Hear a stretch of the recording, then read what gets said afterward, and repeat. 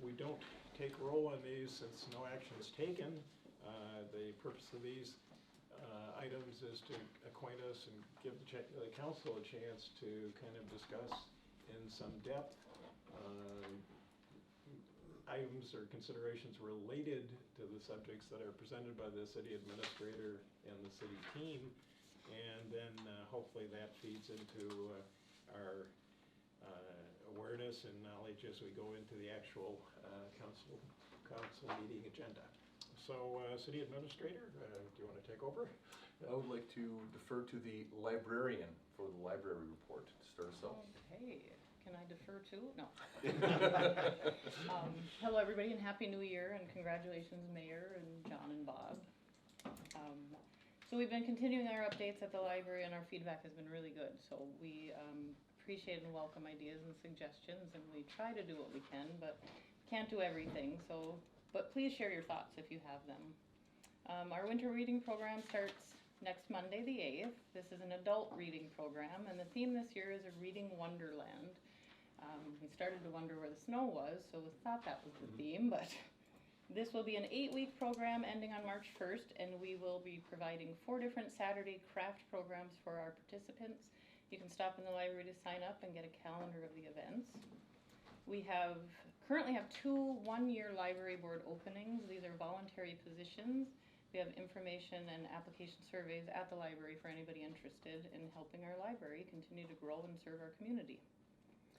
We're currently working with 321 Art Studios, which we have worked with before in the past, and they are working right now to create a mural for our children's room. They've received a grant through the state, so they're going to use it for our library, which is wonderful. We're very excited about that. They're hoping to have it done by August for a grand reveal, and they'll also be hosting a painting program starting at the end of February, so watch for more information on that. And this year we just anticipate a lot more changes and upgrades and appreciate the support as we continue. So thank you. Thank you for that report. City Administrator? Yeah, with that, I will let our engineer, Josh from Bolton and Mink, talk about kind of a new insert that he's got for our monthly minutes and some projects that we can highlight on. Thanks, Luke. So yeah, last year it was more of a verbal update. Moving into 2024, I wanted to provide something you can reference and look back on, and you don't have to write down and take notes when I'm talking. So this memo just summarizes all the different things we have going on. So there is certainly a number of things, and so it just helps you as counselors keep a pulse on where things are at. So working through West Industrial Park. So last council meeting in December authorized preliminary and final design. So topographic survey is complete. So we have our property lines, and then we have our ground shots as well. So we have all the pieces we need to start moving forward with preliminary design, and we are. Geotech is complete, so I got the draft boring logs today. I've not had a chance to take a look at them, but do have that geotech assessment. They'll be starting the phase 2, which is separate from the geotech. They're still doing soil borings, but they're looking for contaminants, not testing the soils. So from a structural standpoint. So that'll take place probably starting not next week, but the following week. CMAR selection for the spec building site. So today was the deadline for RFQs from potential CMAR contractors. You may want to explain that to the audience a little bit. Yeah, CMAR is just a different project development process. It allows us to do quality-based selection. Traditionally, we do a design, bid, build, which requires us statutorily to reward the contract to the lowest bidder. CMAR, we work concurrently with the design, work concurrently on the design while coordinating with a contractor to provide input on how we're going to go about things. With that, they also give us a price too. So the benefit, it lets us do quality-based selection. So Can I keep going on that without risk of you losing your flow? So with the water treatment plant that we bid out, we really have struggled to get competitive bids. We've been getting 1 bid or 2 bids maybe at the most, which is one reason why our $27 million project is sitting around $33 million. So I just kind of want to preface next week's meeting. Brian Golden will be here from Bolton and Mink. So Josh And the water wastewater road, we call Josh outside the fence, so Josh does the water lines, sewer lines, easements, roadway. Collection, distribution. Yeah, there you go. So any of the pipes outside of the fence. So Brian would be his counterpart, he does all of the treatment. So Brian is working on the mercury treatment upgrade that we have going on down there. We're going to recommend a CMAR for that as well. And again, the benefit of having a CMAR, I feel, and Brian will speak about this next week too, is we will have 3 or 4 people hopefully that will bid on that, they'll be interested in designing that for us. And then that will allow us to have an actual project that will be under bid, you know, or at bid or budget or under. So if we have a $15 million budget, that price will be guaranteed to be underneath that, and we will have somebody who will build it for us, unlike what we have right now, where we're gonna be talking about going and getting more funding. So look for that at the next meeting, we'll be looking to do a CMAR for the wastewater plant as well. So today was the cutoff date for proposals for the spec building. We got 4 proposals. Statutorily, we needed 2 minimum to proceed, so we got 4. I think we got 4 good proposals, initial first glance. I think we'll have some tough decisions to pick the CMAR. So the selection committee was the Public Works Supervisor Russ Siltman, City Administrator, and then Councilor Hess. So next week will be the proposal review period, and then interviews the week of the 22nd. And then coming to council in February with this recommended selection of the CMAR. So Moves fast. it is gonna move fast. There's gonna be a lot of information coming your way in the next 3 to 6 months with that whole project, but. And as fast as it's going, we already had our first meeting today with DSGW, or the architects, the structural, the building, you know, steel, things like that. We really could have them on right now, working through it with us, so they're gonna be coming to the table a little bit later than we'd like, but early enough nonetheless. Yep, for sure, for sure. West 3rd Avenue Alley reconstruction project, so we were planning to bring that feasibility report to council tonight. Coordination with city staff, we're gonna delay that a month likely to provide more time to coordinate funding sources, so we have an IRRR funding application in.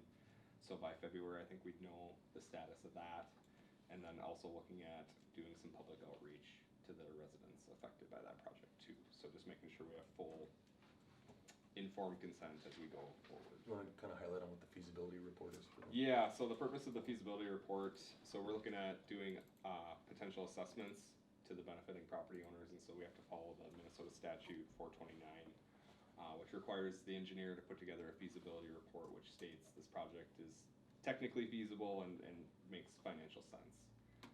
And so with that report, typically the council would accept it, order a public hearing. We would have a public hearing, at which point the council would potentially authorize preparations of plans and specifications.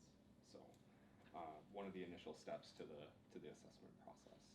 So no obligations at this point. I would say we've completed preliminary design, waiting for that authorization to move into the final design phase.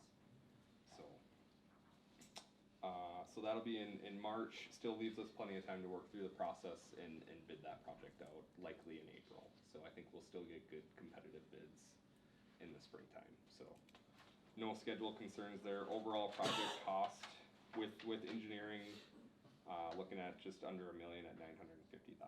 So our IRRR infrastructure grant request was for $400,000, so about half that. So next project we're working on is West 1st Avenue. So we put in a LRIP grant application for $1.5 million, so approximately 50% of the cost. That's a program through MnDOT. I just got some numbers yesterday. So the LRIP program through MnDOT has about $100 million in funding that they disperse throughout the state. Was it 300 applications they received? 418. Okay. Okay. Stiff competition. Yeah. It is highly competitive, but I do think we had a strong application. So you're not competing against the other 400 applications. They break it down by counties, state aid cities, non-state aid cities, and then townships. And so counties get 50% of the funding, cities get 40, and then townships get 10. So and really you're competing against the other cities in your MnDOT district. So Aurora's in MnDOT District 1, so you're competing against like a non-state aid cities, so like Two Harbors, Silver Bay, those types of communities. So not Hibbing, not Virginia, because they're state aid. So There's 11 of those. there was 11 of those. So And the LRIP program is a state program administered by the Department of Transportation? correct. Okay. And funded through the bonding bill, I believe. Okay. So we have that request in. We also made it a legislative request for the full project amount back in June, pending obviously the next legislative session. We're also working through some Department of Health funding for the water main replacement. Knowing with the water project coming as well, there's going to be some debt incurred, which is likely going to make us grant eligible. So putting the right pieces in place to ensure we're positioning that project for funding.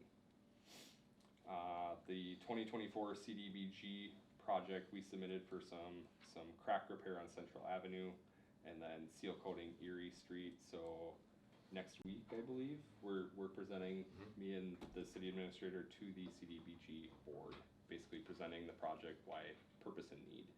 So likely we'll know by the end of the month on the status of that funding request as well. So. And that's county administered as opposed to the other state? So it's administered? federal funds Federal administered by the county. By the Correct. county. Okay. Correct. We have about $50,000 of our own funds for that. So if for some reason we weren't to get it, we still would have, $50,000 to stick into the Which would project on our own. generally cover the crack repair on Central, which is the big goal of the project, is to get those cracks smoothed out so we have good ride quality when that likely becomes the official or non-official detour for the county highway project. Wastewater, this is Brian Golden's project, who's another Bolton and Mink employee, but generally the push into begin construction in 2024 with that project, just to make sure we're in compliance with the April 2026 regulations. Luke, maybe I'll let you speak on some of the additional details. Yeah, so again, just as a reminder, this is a new standard that's been added to our treatment facility. It's a mercury standard. The way the MPCA works with new pollutant removals in your permit is they start with the major dischargers, those that are over 1 million gallons a day or more. So they went after WSSD in Duluth, Hibbing, Virginia, some of the larger facilities in the Lake Superior watershed to get them up to date. And then they start working down to the smaller dischargers. So now it's our turn. Because they're imposing a new pollutant limit, it comes with quite a bit, almost 80% of grant funding for the project. They realize they're putting something, they're requiring you to do something else that your plan isn't designed to do. They provide money for it. So our engineers are estimating about $13 to $15 million project right now. We've been told that we've qualified for $8 million in PSIG, and that would be Point Source Implementation Grant. That's the mercury factor.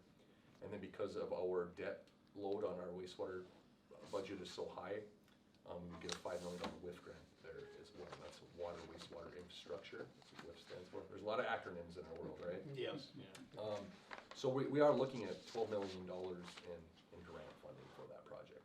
So that's what I was talking about earlier with the CMAR is our goal with that is to bring that to you on the next council meeting on the 16th, I believe it is. We do the same thing that we're doing here, advertise, put it out, receive them. We'd get a hiring committee established for interviewing, and then we'd get them on board for the final design. And then we would bid that out late spring, early summer, 2-year construction cycle, and we'd be compliant by our April 2026. It's written into our new permit to be compliant by April of 26.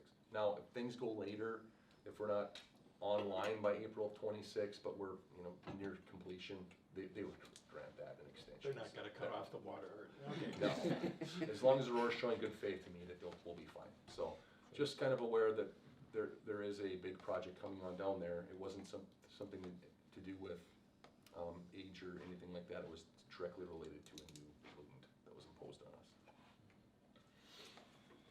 The last time, go Do you ahead. wanna go back to the Pine Grove parking lot? I can, yeah. Just any comments? I think some of the citizens are concerned about making sure that it's on track. It is on track, so we made the decision to delay paving until next year just to let things settle out. So when we pulled the topsoil off, it was a little softer than we thought it was gonna be. And so we made the decision, like, let's let that heal out, so we put the gravel down, and then it'll be paved likely by Memorial Day.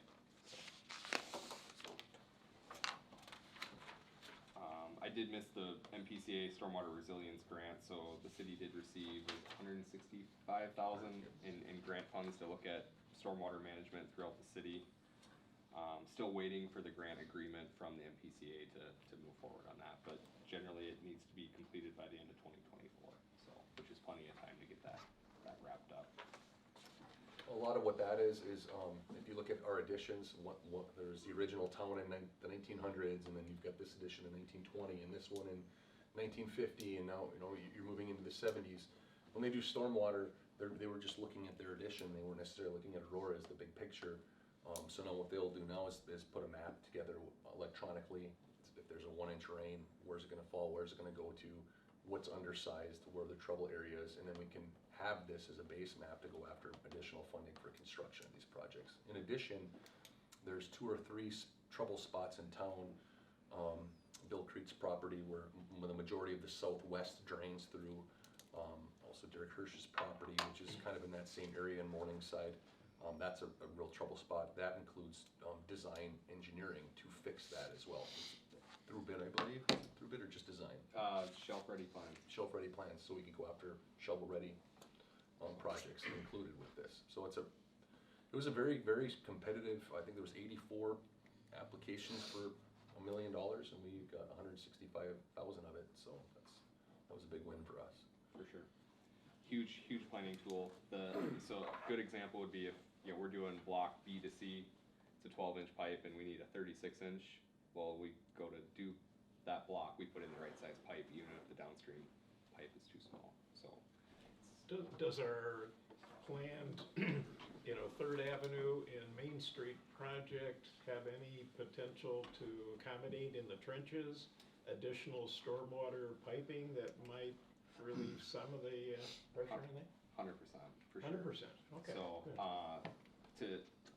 they're gonna have to meet a state aid design standard for drainage, and so that'll involve putting upgraded stormwater collection in. And so that would provide the opportunity for us to, hey, we have to pick up, this block and tie into it. There would be additional cost share to do that with the county, but the opportunity certainly exists. And usually those agencies are open to partnering. Yeah, solving several problems in one. If they need a 24-inch for their drainage, but if we add ours, we need to go to a 36, you just would be on the hook for that additional cost. Sorry to break your spirit. No, you're good. You're Okay. good. The last item I had, I did walk the cemetery with Luke a couple weeks ago to look at some drainage concerns out there. That would be something we'd explore with that grant as well. It's just how to come up with some solutions to improve that. So. That's also, and Pat's here too, so something that the cemetery board maybe could consider is what do we wanna do with that area in between the trailer court and where we actually have it. Our cemetery that we're using actively, there's all that tall grass that's growing in there. Do we wanna try and cut some of the dead trees out of there and plant some native grasses so it grows up and it's native and it looks kinda nice, or just something for you guys to kinda consider, what do we wanna do with that area? Cause right now it's just kind of no man's land and it just stays out there, and it's not something that we're gonna wanna be cutting and maintaining all the time, but we gotta do something to help it drain in there as well too, so something to consider with the next meetings. That's all I had. All right. Thanks, councilors. Questions of Chair? All right, if not, what else do we have, city Well, administrator? I wanna recognize that our attorney is here, Mitch Brunfeld, in case he has anything that he'd like to address or say hi to on. Welcome, Mitch. Mayor, I called you about this a week or so ago, but I'm sure you've been busy, so I wanted to let you know, we are closing the Aurora office. Yeah. So, if you're aware of that, so, yeah, so, we, it's just a staffing issue. We're down to 3 lawyers and almost no staff, so, we only have a few staff left compared to where we used to be. So we just don't have the numbers to be able to staff that building on a regular basis anymore, so it is closed now, we're not gonna utilize it anymore as a law office, so that's effective at the beginning of this year. So we are in the process of trying to sell the building. So we have it listed through Z Up North Realty to try to get it sold, so just wanted to make Well, the keep in council mind aware that- of that. Keep in Yeah. mind, there is office space for rent, and I Right. think it's what, the Northland Building, or what? Yeah, Yeah, yeah. and maybe some other locations too. Or in City Hall here, we could work something out with you. Right. Well, yeah, you can talk to Mike Carney about that, he might be interested, so, yeah, but no, I had nothing else to report though. All right, thank So, you for yeah. that. Anything further, city administrator? No, I mean, the rest of the things we can discuss as they come up in the interest of time, so. Okay, any counselors, any other matters that might be good to address before we get into the formal meeting? No? If not, let's see, I believe it'd be in order then, and timely.